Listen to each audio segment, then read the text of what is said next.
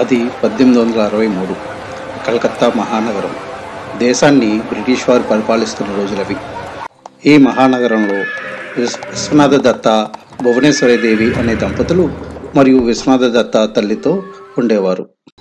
విశ్వనాథ దత్త కోల్కతా హైకోర్టులో మంచి పేరున్న న్యాయవాదిగా పనిచేసేవారు. భువనేశ్వరీదేవి గృహిణి. భువనేశ్వరీదేవికి భక్తి శ్రద్ధలు చాలా ఎక్కువ.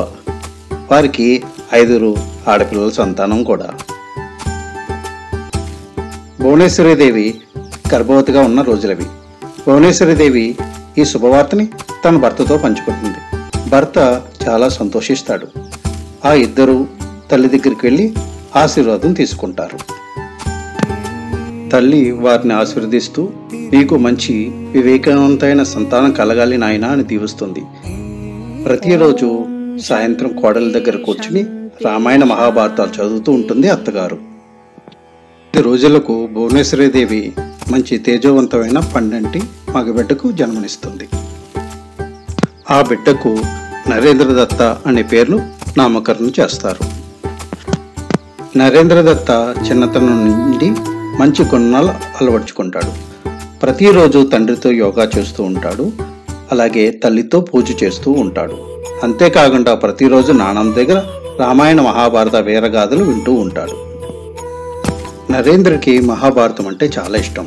అందులోనూ మరీ ముఖ్యంగా అభిమన్యుడంటే చాలా చాలా ఇష్టం. నరేంద్రుడు వారి తోటి స్నేహితులతో ఆటలు ఆడుకుంటూ ఎప్పుడూ చురుగ్గా ఉండేవాడు. అంతేకాదు, నరేంద్రుడికి ధైర్య సాహసాలు కూడా చాలా ఎక్కువ. ఒకరోజు తన స్నేహితులతో ఆడుకుంటూ ఉండగా ఒక కోతుల గుంపు వారిపై దాడి చేయబోయింది. స్నేహితులందరూ పారిపోబోయారు. కానీ మన నరేంద్రుడు తన తల్లి చెప్పిన మాటలు గుర్తుకు వచ్చాయి. ఆపద వచ్చినప్పుడే మనం ధైర్యంగా ఉండాలి అని చెప్పిన మాటలు గుర్తుకు వచ్చి భయపడకుండా వాటినే చూస్తూ ఉండిపోయాడు. అప్పుడు ఆ కోతుల గుంపు మెల్లగా అక్కడి నుండి జారిపోయింది. విశ్వనాథ దత్త నరేంద్రుడిని మెట్రోపాలిటన్ ఇన్స్టిట్యూట్ అనే స్కూల్లో చేర్పిస్తాడు. స్కూల్లో చదువులో చాలా చురుగ్గా ఉండేవాడు నరేంద్ర దత్త. ఆటల్లోనూ కూడా చాలా చురుగ్గా ఉండేవాడు. ఎంత మంచి పుస్తకం అయినా సరే ఒక్కసారి చదివితే మరలా తిరిగి చదవనవసరం లేకుండా ఉండేవాడు. అంత ఏకాగ్రతతో చదివేవాడు నరేంద్ర దత్త. ఒకసారి 4 స్నేహితులు నరేంద్రుడి ఏకాగ్రతను పరీక్ష చేయాలనుకుని నరేంద్రుడిని నది ఒడ్డున నిలబెట్టి, మేము ఇప్పుడు నదిలో పుల్లలు వేస్తాము, అవి లెక్కబెట్టి చెప్పాలి అంటారు. ఆ 4 10 పుల్లలు తీసుకుని విసురుతారు.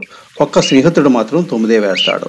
అప్పుడు నరేంద్రుడు మేము ఎన్ని పుల్లలు నదిలో వేశాము అని అడుగుతారు. దానికి నరేంద్రుడు 39 అని సమాధానం ఇస్తాడు. స్నేహితులందరూ చాలా నవ్వుతారు. అప్పుడు ఒక స్నేహితుడు తాను దాచిపెట్టిన పుల్లను చూపిస్తాడు. అప్పుడు స్నేహితులందరూ ఆశ్చర్యపోతారు. అప్పుడు మన నరేంద్రుడు చిరునవ్వుతో చూస్తాడు వాళ్ళ స్నేహితుల్ని. మన నరేంద్రుడికి మంచి గాత్రం ఉండేది. నరేంద్రుడు దేశభక్తి పాటలు పాడుతుంటే అందరూ మైమర్చిపోయేవారు. ఆటపాటలే కాదు, చదువులోనూ ముందుండేవారు. చిన్నప్పటి నుండి నరేంద్రుడికి నాయకత్వ లక్షణాలు చాలా అలవర్చుకున్నాడు. తర్వాత నరేంద్రుడు ఉన్నత విద్య కోసం స్కాటిష్ చర్చ్ కాలేజ్ కలకత్తాలో జాయిన్ అయ్యాడు. అక్కడ కూడా చదువుతో పాటు ఆటపాటలలో ముందుండేవాడు మన నరేంద్రుడు. తనకు 18వ సంవత్సరం వయసులో ఒకసారి రామకృష్ణ పరమహంసని కలుసుకున్నాడు. అప్పుడు రామకృష్ణ పరమహంసని ఒక ఆసక్తికరమైన ప్రశ్న వేశాడు. సార్, మీరు ఎప్పుడైనా దేవుణ్ణి చూసారా? రామకృష్ణ పరమహంస దానికి సమాధానం ఇలా ఇచ్చాడు. నేను దేవుణ్ణి చూశాను. నిన్ను ఎంత స్పష్టంగా చూస్తున్నానో అంతకంటే ఎక్కువగా దేవుణ్ణి చూశాను అని చెప్పాడు. ఆ సమాధానం చిన్న వయసులో ఉన్న నరేంద్రుడి హృదయాన్ని లోతునికి తాకింది. ఆ క్షణం నుండి ఆయన తన గురువుతో ఆత్మీయంగా కలిసిపోయాడు మన నరేంద్రుడు. 1886లో తన గురువు రామకృష్ణ పరమహంస పరమపదం చెందాక నరేంద్రుడు సన్యాసం తీసుకుని స్వామి వివేకానందగా మారాడు. అలా స్వామి వివేకానంద దేశం మొత్తం సంచరిస్తూ బోధనలు చేస్తూ ప్రజలను వివేకవంతులు చేసేవాడు. ఒకసారి స్వామి వివేకానంద చికాగో హిందూ మహాసభలకు వెళ్ళినప్పుడు బ్రదర్స్ అండ్ సిస్టర్స్ అని చేసిన ప్రసంగానికి భారతీయులే కాదు, అమెరికన్లు కూడా చాలా మంత్రముగ్ధులయ్యారు. ఒకసారి వివేకానందుడు ఒక విదేశీయుడు ఆతిథ్యం మేరకు విందుకు వెళ్ళాడు. ఆహారంను చేతితో తింటున్న వివేకానందుని చూసి ఆ విదేశీయుడు, మీ భారతీయులకు మాలా స్పూన్తో తినటం రాదు కదా అని అన్నాడు. దానికి బదులుగా వివేకానందుడు, మీకంటే ముందు ఆ స్పూన్తో ఎంతోమంది తిన్నుంటారు, అది మీకు తెలీదు. మా భారతీయుల భోజనం మా చేతులతో మాత్రమే చేస్తాము అని చమత్కారంగా జవాబు ఇచ్చాడు.